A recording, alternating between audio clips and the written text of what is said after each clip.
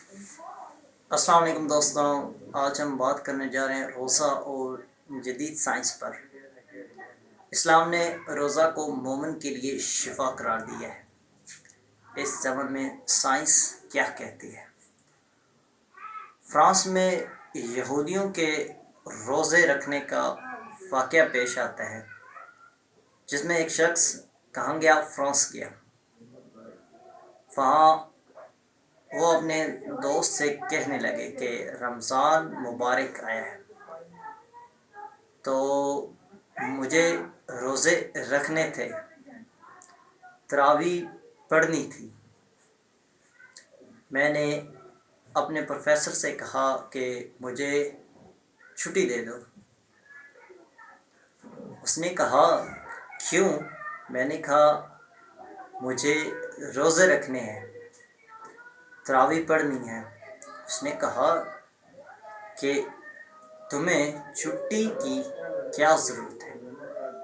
میں نے کہا کہ میں فلاں جگہ دور جاتا ہوں اور روزانہ آ جا نہیں سکتا۔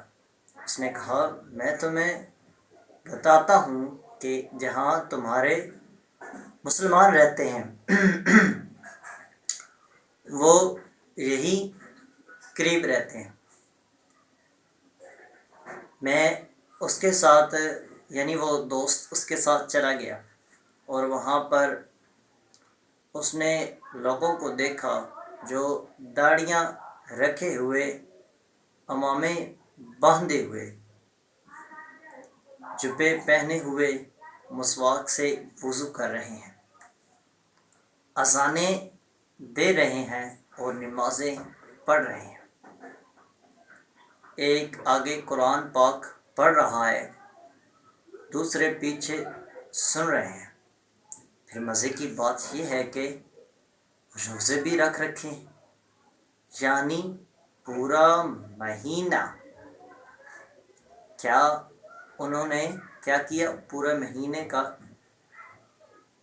پھر اعتکاف بھی بیٹھے ہیں، صبح شام روزے کی سحری افطاری معمول کے مطابق ہوتی رہی۔ کہنے لگے کہ پھر میں عید پڑھ کر واپس آ گیا۔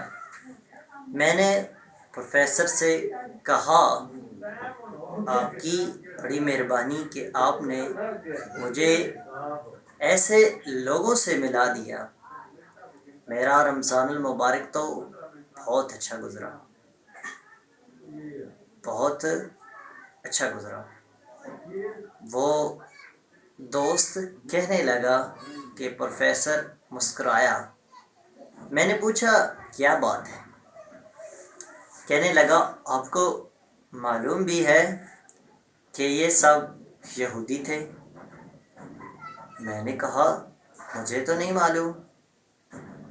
کہنے لگا انہوں نے ایک تحقیق کے تحت کام کیا کہ اسلام میں مسلمان مسلسل ایک مہینہ روزہ رکھتے ہیں، ہم بھی ویسے روزہ رکھ کر دیکھتے ہیں کہ اسلام کے اندر کیا اچھائیاں ہیں۔ اگر واقعی اچھائیاں ہوں گی تو ہم بھی کہیں گے کہ ہم اسلام قبول کر لیں گے۔ علماء کرام اور ان کی ذمہ داریاں۔ السلام علیکم۔